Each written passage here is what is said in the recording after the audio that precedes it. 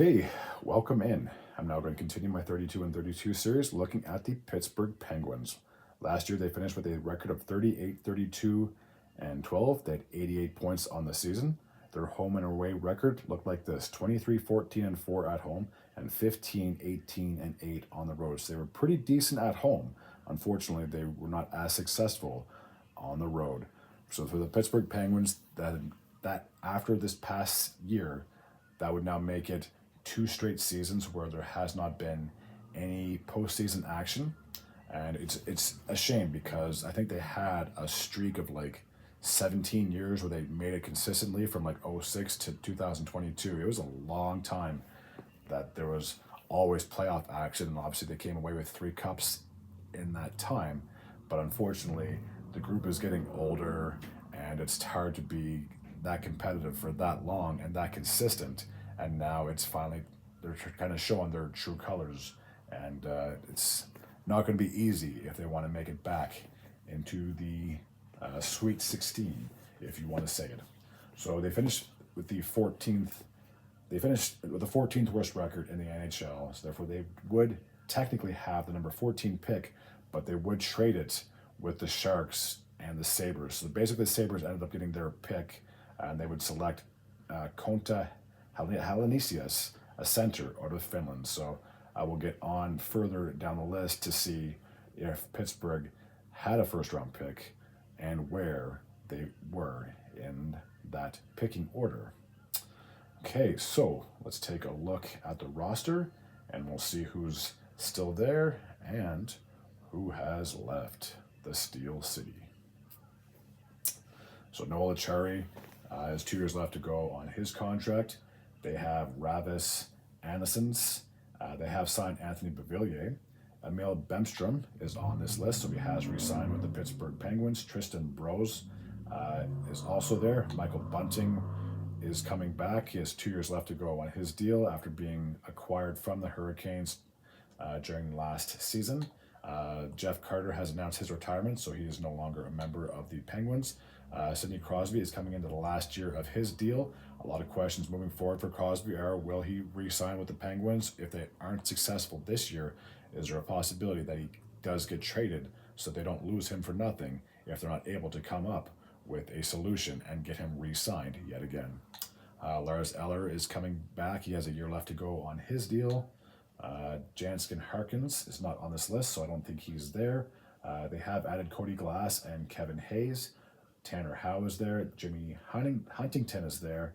And Mama, I believe I looked at him before, has been signed by the Penguins, but I guarantee he's probably just going to spend most of his time in the AHL. Mark Johnston is there. Vili Kovinen is there. They have signed Blake Lizotte. He last played with the Winnipeg Jets, if I'm not mistaken, or possibly the LA Kings. It was one of those two. I'm pretty sure it might have been LA. Bennett MacArthur has been added to the roster. Speaking of long-term Penguins, along with Crosby, you also have to have Malkin. He has 2 years left to go on his contract. So just like Crosby, what's his future leg? Are they likely just going to retire and ride off in the sunset when the time is right? Who knows? Matt Nieto has a year left to go on his deal. Drew O'Connor has a year left to go on his contract as well. They have added Vasily Ponomarev. Jesse Puljujarvi has a year left to go on his contract. Valtteri Puustinen has re-signed with the Penguins. Ricard Raquel has 4 years left to go on his contract. Brian Rust has 4 years left to go on his deal as well. And I'm pretty sure Riley Smith has been traded. He is not on this list. For defense, they have signed Sebastian Aho. No, not the guy from the Hurricanes, but the defenseman from the New York Islanders. They have added Isaac Beliveau, Harrison Brunke, if I'm pronouncing that name, Brunicki. They've also added Nathan Klerman. Ryan Graves, you can see his name on this list at the top. He has 5 years left to go on his contract. They have also signed Matthew Grizzlejic from the Boston Bruins. Mac Hollowell is there as well. I'm pretty sure Pierre-Olivier Joseph was traded.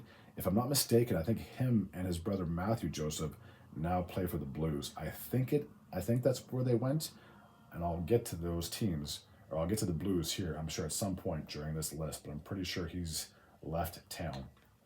Erik Karlsson was the big acquisition last offseason by the Pittsburgh Penguins. He has 3 years left to go on his deal. And I'll say this right now, I've probably said this several times before, but when he got traded to San Jose and then he signed that extension, I thought that was a lot of money to be paying a defenseman. And it really is a lot of money to be paying a defenseman, especially someone in their early mid 30s. He will be 34, I believe, when the season starts. So I think $10 million, yes, the money has been divided between the Sharks and the Penguins, but still, that's a lot of money to be paying someone like him. Yes, he had a fantastic season in 22-23 when he reached 100 points, but I don't see that happening again in his tenure as a defenseman. Philip Kral has been added to the roster. Chris Letang, just like Crosby and Malkin, long-term Penguins. He has 4 years left to go on his deal. The big thing for Letang is, can he stay healthy? And I remember we had that stroke, I think it was last year.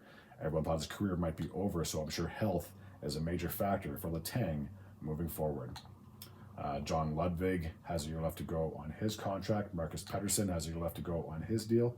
They have added Owen Pickering and Emil Pianima.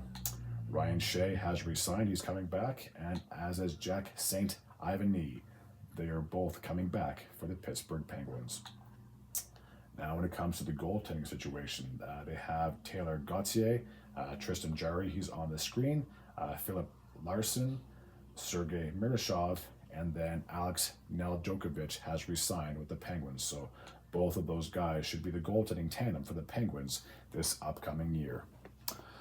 Alrighty, so my prediction for the Penguins is I don't think they make it. I know they want to get Crosby and Malkin and Letang and that group another chance at a cup, but there's just a lot of good teams in the Metro. I've said this before and I'll say it again. I think New York, Carolina, and New Jersey are basically a lock for the top 3 spots in that Metropolitan Division. And when it comes to the wild card spot, they could squeak in, but I just think it's going to be tough. Like I said, it's not like they have 20-year-old or 25-year-old Crosby and Malkin. Like, these guys are in their late 30s and they're not getting any younger. So I think it's going to be a tough year. They still could be competitive. I mean, the last 2 seasons, they have been close, but I just think it's going to be very tough. Like I said, with the other teams that I mentioned previously, that I don't think they'll make it into the postseason, which is a shame because when the Penguins get in, anything can happen. But let's be honest, they haven't done anything since their 2 cups in 2016 and 2017.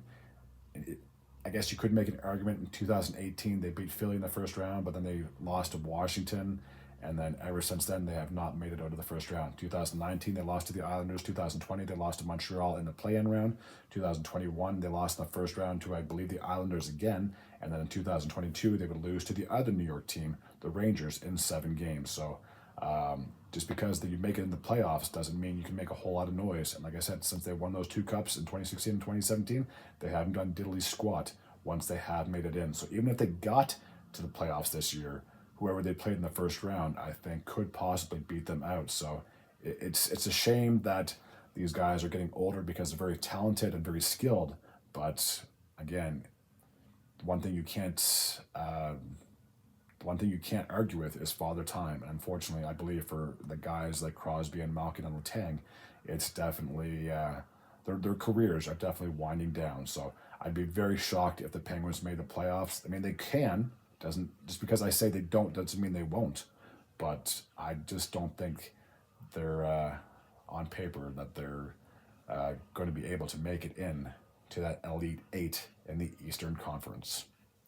All right, that takes care of my previews of the Pittsburgh Penguins for this upcoming season. As always, if you're new to this channel and you like this type of content, feel free to hit the sub button.